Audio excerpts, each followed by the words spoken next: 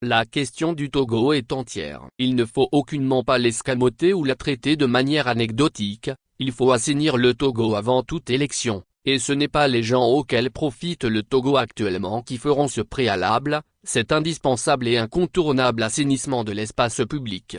Personne au Togo ne parle donc de boycott. Il y a donc l'assainissement comme préalable à toute élection au Togo, comme au Mali aujourd'hui, comme au Burkina également, au Sénégal, etc.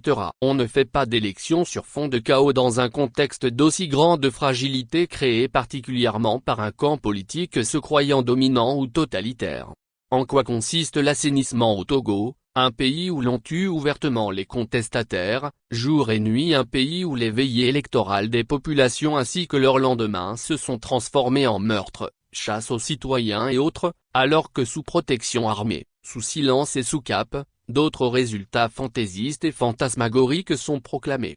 Si nous connaissons le Togo, véritablement, nous devons savoir quoi y faire et comment faire cette chose nécessaire pour le salut de tous. Personne ne parle de boycott, mais d'un assainissement, c'est-à-dire une stratégie. Non seulement qu'il y a violence systématique et systémique au Togo, mais les acteurs politiques, adeptes du changement eux-mêmes, sont incapables de s'unir autour d'une revendication commune. Produire une revendication, une seule, et s'unir autour de celle-ci est quasi impossible au Togo. Produire une charte d'action commune pour régir les acteurs du changement, leurs responsabilités et modalités de fonctionnement, est quasi impossible au Togo également. La preuve est donnée et elle est même surfaite depuis la sortie de la présidentielle du 22 février 2020. Alors, soyons lucides et solidaires du Togo. Faut arrêter de niaiser au Togo, comme on l'aurait dit au Québec. Faut arrêter de niaiser, véritablement. Le changement au Togo interviendra, sans qu'un seul coup de feu ou meurtre supplémentaire, parce que nous,